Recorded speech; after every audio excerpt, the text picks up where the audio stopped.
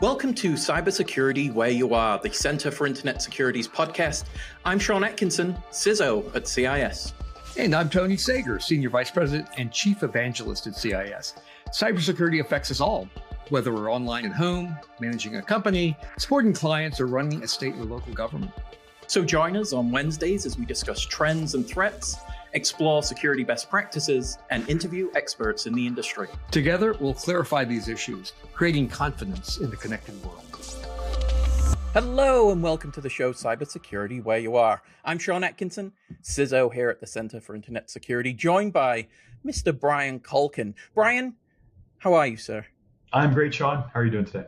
Doing fantastic. Brian, what is your current role at CIS? My current role is I am the Chief Technology and Innovation Officer at CIS. Fantastic. Now, Brian, you've had a long history with CIS, the MSISAC, and you're coming back and you're doing something revolutionary. You are bringing AI to the organization. Now, from a strategic perspective, and thinking about how to propose that to an organization that's very concerned about security, privacy, governance, you have to deal with me. What does that actually mean for an organization when you're introducing an AI strategy? Yeah, it's interesting. So coming back to CIS, of course, as you mentioned, long history at CIS, and touted with we need to start getting going with AI. This is what I've been told, from our CEO, from John. And what I found was we actually were going with AI. We had been getting going with AI for at least a couple of years, starting in early March of 24. But what I think we spent a lot of time doing, and I think this is probably true for many organizations, because it's new and it's maybe a little scary and there's some unknowns, you set up a lot of governance and, high, not a lot of tolerance for risk potentially, in using these tools. And so I think you basically build the foundation, but I think I can speak in our case, and I'd imagine the same in many organizations, overbuild it, to the point where it's just not usable. Unfortunately, it's not usable in the daily context because you're too risk averse. So and that's where we were too far to one side. And so my tasking early on and what I focused most of my energy on coming back was getting us over a little bit more to the other side, if you will. Yeah, definitely. You use the best analogy I've ever heard, and I use it all the time, so I just stolen it. You said it was like when cloud was first introduced to organizations, very apprehensive. Where's my data? We're giving it away. No, it needs to stay in-house. And AI adoption kind of feels the same way. And you use that and you said it, and I was like, he's 100% on. It's the apprehension. It's so new. We don't want to be cutting edge, but yet we'll lose the capability. Now, if we look at cloud, I mean, it's not even a decision anymore. It's why isn't it in the cloud? And I think it's, the AI is going to follow the same track. Does that align with your thoughts there? Absolutely. I was around at CIS at the time when we were debating whether or not to move to the cloud. I remember very specifically we had functionally a big data problem, specifically related to our Albert NetFlow data. We had this infrastructure built, on-premise infrastructure, like everybody else at the time. We had all these racks and racks of servers, hundreds of thousands of dollars spent.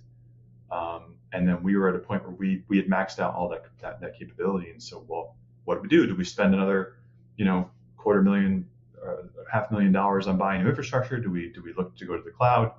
And it was a big debate. It was for all the points you made. There was fears, there was unknowns. This is SLTT data. We want to be very careful with how we handle it. We don't want to give it to someone, in this unknown cloud thing and have, Jeff Bezos pouring all this over all the data himself, God forbid. But we eventually got there. We did end up going to the cloud, and that's sort of the backstory on it. But it was very similar to what I'm seeing now with AI. It is still the unknowns. What's going to happen with the data? How do we govern it? How do we use it, but use it responsibly, and all those types of things. So very, very similar. Yeah, because it leads me down what we had conceptualized. And I don't know if you feel this way, Brian, but a lot of organizations building frameworks, here's an appropriate approach, here's governance, here's a risk management strategy, kind of just came out of the woodwork. And now I was in the position of, well, which ones do I listen to and which ones do I build into now this monolithic process of, it's going to take us 6 months to get an AI all I want to do with it is just, automate this single email task, yet it's going to take me this long. Now, frameworks are there to help, but I think to your point, it's contextualized. We need to be responsible. But how do you feel that either they help or hinder, like an ISO 42000, the NIST risk management framework for AI, things of that nature? Yeah, no, I think it's a great question. I think that they're helpful, but they're also written, and as you read them, so I actually spent the time, I don't know, you probably have as well, just because I know you very well. I read the NIST risk management framework, top to bottom, start to finish, and I found that it is general purpose recommendations, but that's exactly the intent because they're trying to provide framework and recommendations and guidance to all shapes and sizes of organizations. And so that's really what it's meant to be. And I think that's how folks ought to use it. Is they shouldn't use it as, I must adhere 100% to this framework because it says so. That's not my view. My view is use it, leverage it, apply it where it makes sense. Maybe be a little less stringent in some areas where it makes sense, maybe a little more in some areas where needed. So I think that's my approach anyway, and that's how I think you should try to leverage these types of things. It's not a hard and fast must be done this way.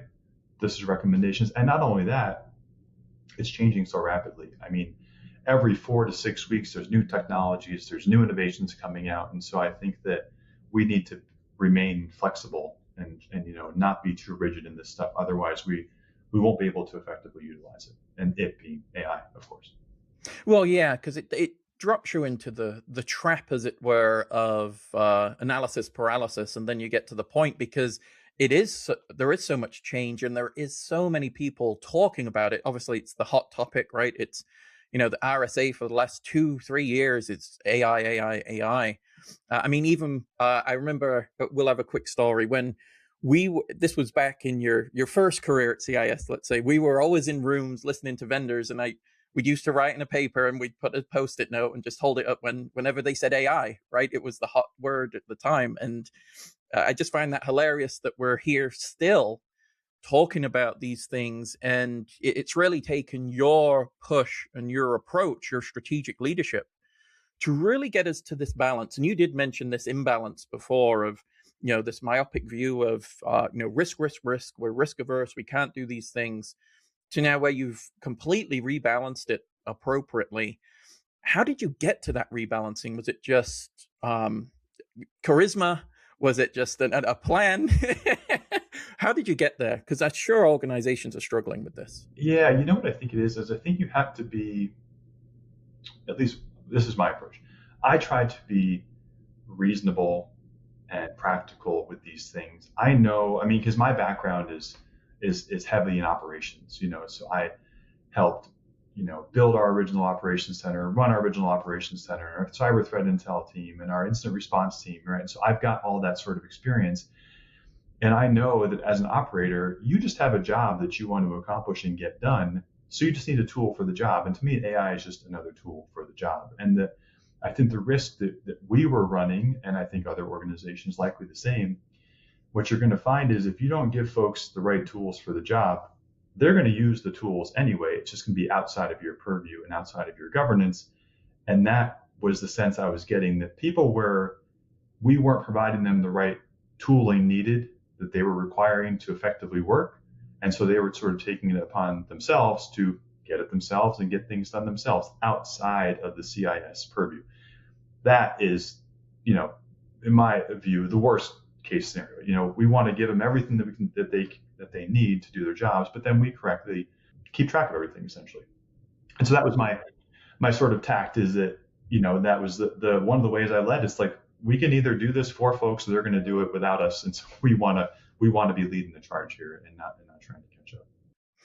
Well, one of the things I saw you do, and this, again, testament to your leadership, was you embraced the people that were embracing AI and said, let's come together, let's put a working group, and let's figure out what this means. We need to build a business use case. We need to use it judiciously, but we need to use it in order to be able to use it judiciously. And then, with the AI governance element on top, I think that led us down a path of, well, here's what we need, here's what we can do. And it's not just, and we'll reference a conversation that, Brian, I need Claude Code. And rather than saying, okay, you said, well, let's walk through the use case. I want to understand, from your business unit, your use case, what you need it for. And then it was, oh, well, I just need to write, some scripts. Right. Well, you don't need Claude code for that, right? Right. That's right. You just need, this interface, regular Claude, even Copilot that we've already piloted within the organization.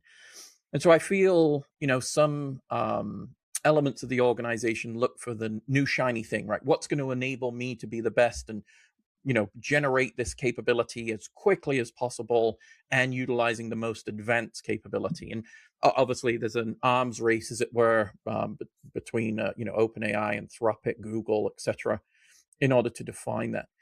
But I really do see the approach you took, and I'll just highlight this, Brian, is you just listened. Tell me what you want. Let me figure this out. And rather than forcing, I think there was a forcing function.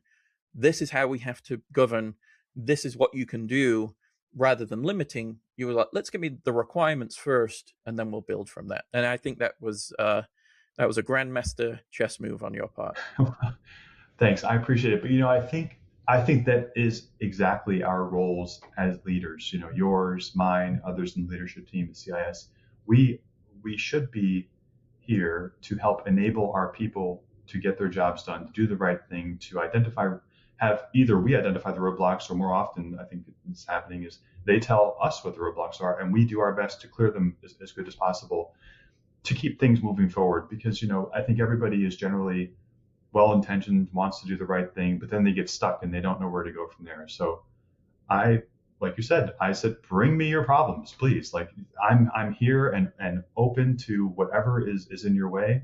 I can't guarantee that I'll be able to do, clear all of them for you and sort of pave the road, but I can do a lot, and probably some of that too in the way that I'm able to accomplish it is because I've just been around a long time, and so I know a lot of folks. I've got a good bunch of relationships that I've sort of have built over the years, and so it's easier to get things done when you've got the relationship, you've got the rapport, and that's what a lot of stuff comes down to, anyways. We're all just people just trying to communicate and get a job done and hopefully have a good time with it. So exactly right. Well, we're going to take a quick break. When we come back, we're going to talk to Brian about culture, risk, and how adversaries are actually utilizing AI and what we're doing as defenders to incorporate AI as well. We'll be right back.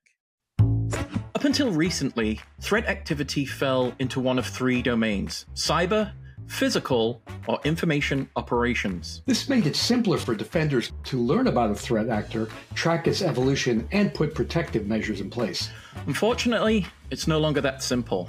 Threats are now multidimensional, blending these three domains together. You can't analyze threats in silos any longer, and a pair of 3D glasses won't help you expose them. You need to see the entire threat environment. You need ThreatWire. Unlike separate raw data feeds, ThreatWire provides warning and analysis of multidimensional threats all in one place. That means time and money back to make better risk decisions. ThreatWire isn't just a subscription. It's an exclusive intelligence sharing network that uses its expertise to help you defend against today's multidimensional threats. Actionable intelligence in a complex world. ThreatWire's got your back. Learn more by visiting cisecurity.org/ThreatWire.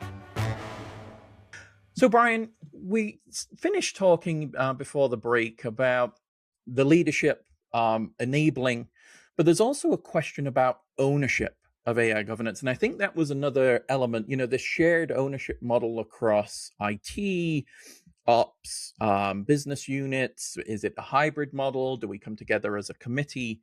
And I think when you came to the organization and was just, there's the focal point, right? There's accountability. And I think that really triggered some flags for the organization of, okay, now here's an approach, here's an individual focused, and really bringing that leadership element to where it's not coming from 5 different groups, because each group basically is listening to a set of experts in their space, as it were, and have very specific focus, and you try and meld those together. It works, but it takes a lot of time, and there's a lot of politicking, as it were, between going from actual enablement to integration, utility, and value generation. Is that, do you see that as your role as being that unifier and kind of being the voice for the organization? Absolutely. I think it's important that, in our case, it's me as a CTIO, and sort of that's my role is to be as far as the AI governance goes, sort of the final say. And so I think what happens sometimes, and you correctly pointed out, you've got representation from all pieces of the organization. And to be clear, you need it. Like, you need someone from IT in the room. You need somebody from your group, from ISO, someone from legal, certainly. But you can't have everybody have the right to be able to veto something and shoot something down, because again, as you pointed out, it takes a very long time to achieve anything. And so instead, my standpoint is everybody provide input. Provide me as much input as you can in your specific area of expertise. I will take all of it into account and make the best possible decision that I can make on behalf of the organization, consuming all of your input and sort of help direct everything. But ultimately, we've got to just make a decision and move out on it. This is one of the things I love about something John Gilligan says often is, we just need to make a decision and move forward. And if we need to, we can adjust, and we can adjust the decision that we've made and go in a different direction if we have to. But we just have to go and not sort of analyze it to death, and otherwise we may never get it done. So anyway, that's been my position, and I think it's worked so far so good. We'll see if I can keep up the winning streak, but that's what's been happening thus far. Well, absolutely. And it's a big winning streak because we have really now started, I think the phase, that there's the J curve of where, storming, norming, and performing. And I think we stormed too long before we then got to a track of really normalization, that AI is part of what is going to be our daily work, tasking, right? It is integrated. And I think now we've embraced it, that we can start to move to performance. And we've seen it in many different business units. That performance has started to increase, and we're starting to see even some who were apprehensive even to use AI, not even the advocates of AI, the ones that were, well, is it going to take my job and these types of things. And really, I think if we think of it as a tool, as an enabler of value, it allows us to do more and diverse tasking. So it really gets us into a different skill set and mindset as to the role that we'll play. And I've often thought, Brian, and this is maybe a little bit abstract, but when we introduce AI and we start to give it more agency, and this is where the skill and roles I think that a workforce will have to adapt to, is that the AI becomes, it's still a technology, but also becomes a persona. It's something, if the more decision making we provide, I think that needs to be contemplated into, defining some of the OWASP LLM, top 10 issues, and start really managing and monitoring it as a performer of activity versus a tool that enables others, the humans to perform.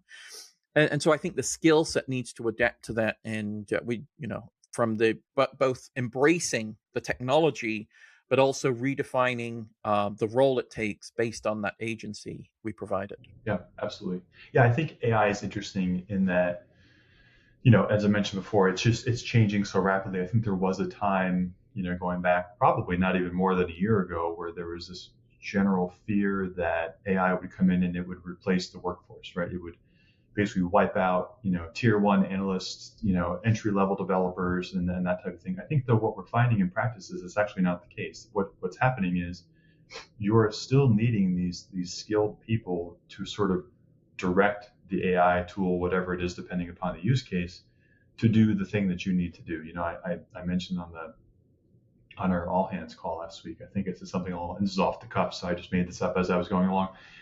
I said, AI is artificial intelligence. I said, don't forget, it is artificial intelligence. It's not actual intelligence. You, the human being, are the actual intelligence. So you are the pilot of the thing, and you need to provide it with the right context, information, and all the sort of additional data that you have in your mind based on who you are and your expertise and your skill set, in order for it to then give you the best possible output it can. Because if you don't, it's going to give you not great results. It's going to sort of fumble and bumble and maybe head you down the wrong path.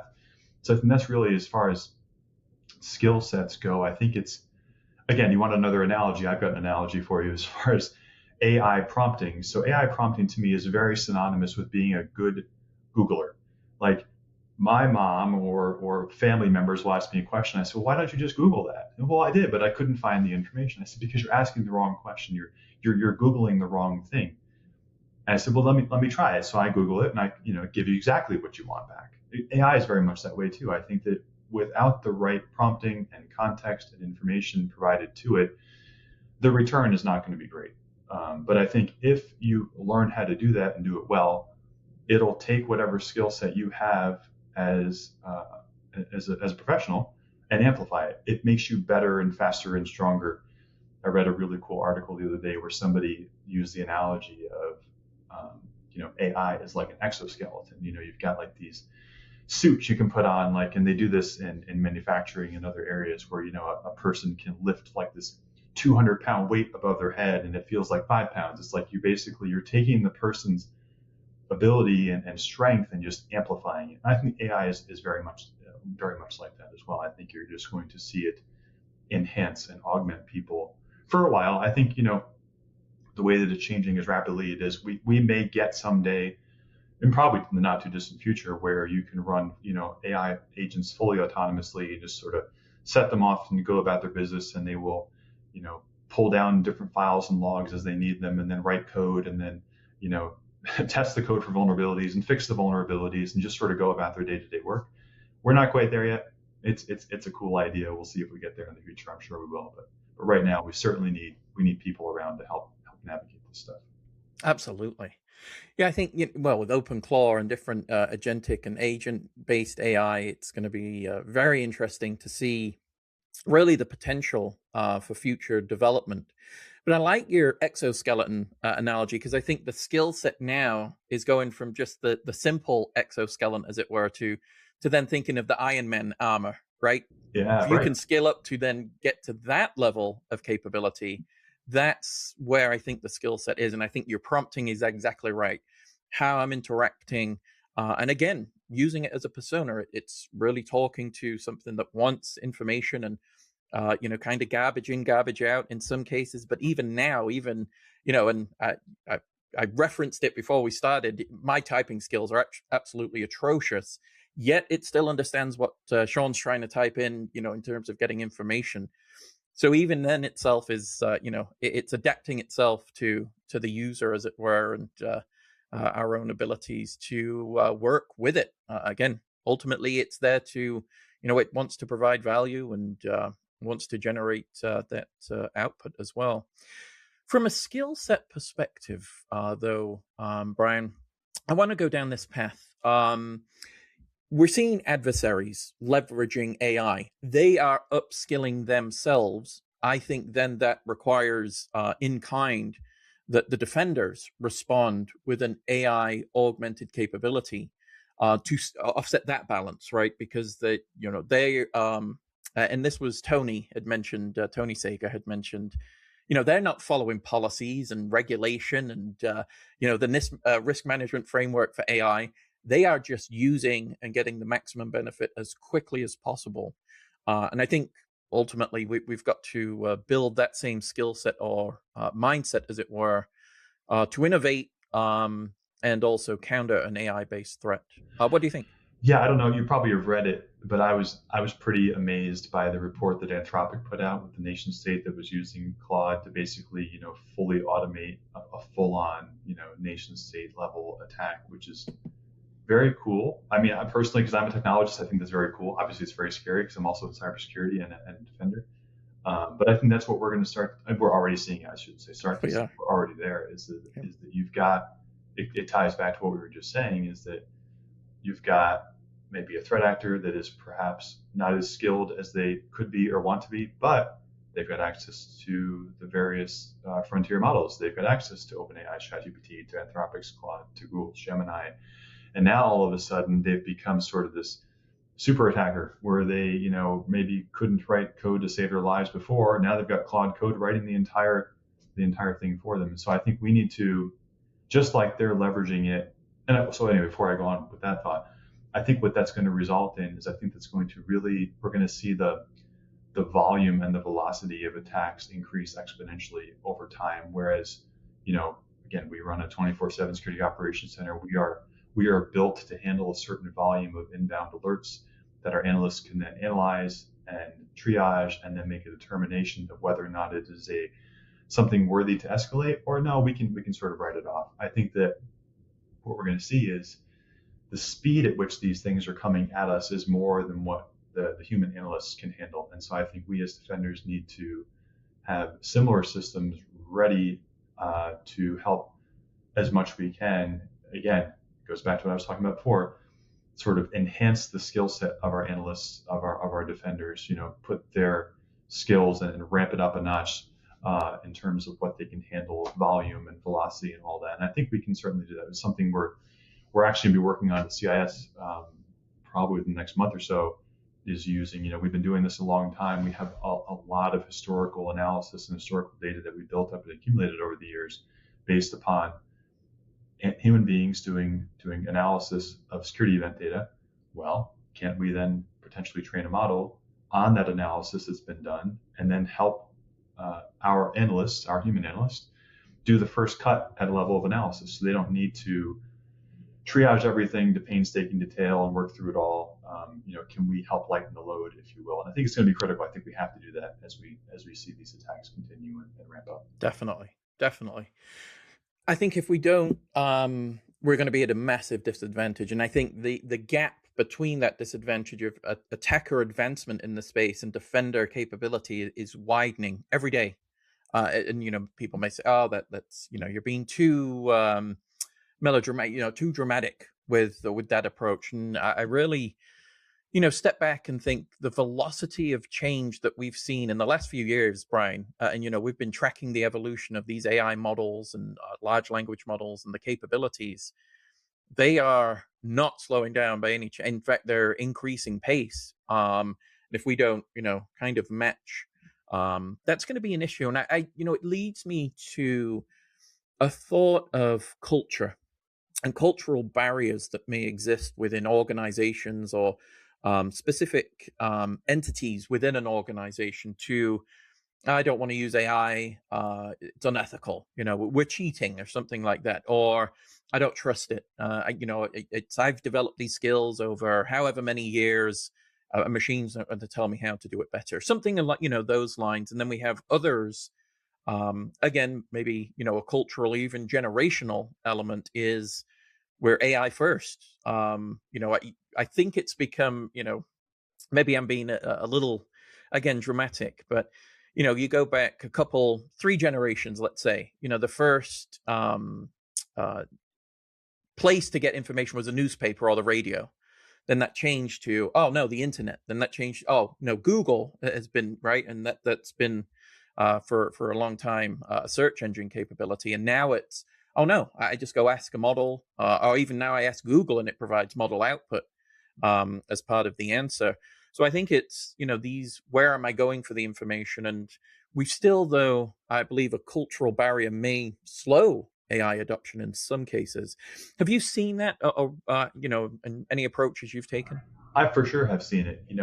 Like to your point, I think some people are very pro AI, and so I think you mentioned earlier, I've done my best now to gather all those folks around the organization and pull them into a little team. We're going to do some interesting AI experimentation here coming up very soon. But then there's others that are hesitant, that are a little fearful of it, and because I think it's this unknown as far as they don't exactly understand it and what it is and what it's capable of, and also what it's doing with data. I think that for the longest time, I think we've gotten better, but for the longest, not we CIS, but we as an industry have gotten better at being a little less fear-mongering isn't the right term, but it's essentially, oh, you can't use AI because, these big companies are going to take your data and they're going to use all your data to train all their models. And so, just be careful and be cautious of all that. It's like, yes and no. Yes, if you're just going and, firing up ChatGPT and you're not logging in and yes, they're going to use your data, but guess what? So too are the big companies, Google, there's no such thing as a free anything, right? A free Gmail account isn't exactly free. It's free because you are the product that essentially is what it is. They're using your data to advertise to you and to pull information out. So anyway, I lost my train of thought a little bit, but essentially, if you're using it correctly, and correctly meaning, in our case, enterprise versions of the tools with the proper guardrails put in place, making sure that the data being inputted is not being used to train any sort of models, it's safe to use, and you should use it. So that's my messaging to anybody who's a little fearful of it. It says, listen, if we've given you the tool and put it in front of you and say, here you go, you can use this, rest assured that we've done everything we can on our side to make it as safe as possible to use. And so, don't be scared of it. There's no reason. And I think some of it is fear. I think some of it's just not knowing how to use it. I, and probably you as well, are just sort of the types that just want to start tinkering with something and just try it and play with it a little bit. If that doesn't work, try something else. What I found is not everyone's like that. Surprise, surprise. They want to know, can you give me a guide of prompts I can try? Can you really sort of steer it in a direction that I can understand? So we're here to help. We're going to certainly help people and provide some training and some guidance. But I also encourage anybody that's not used it just to go out and play with it. Just try it. You'll be thoroughly impressed, and I think pretty amazed at what it's capable of, just without even really knowing what you're doing with it. It's pretty amazing stuff. Fantastic, Brian. This flew by the way. So we're definitely going to have you back, because I want to talk to the audience about evolution of AI. You've set the kind of the signpost now. We want to follow that on your journey. So we'll definitely have you back to get caught up with you.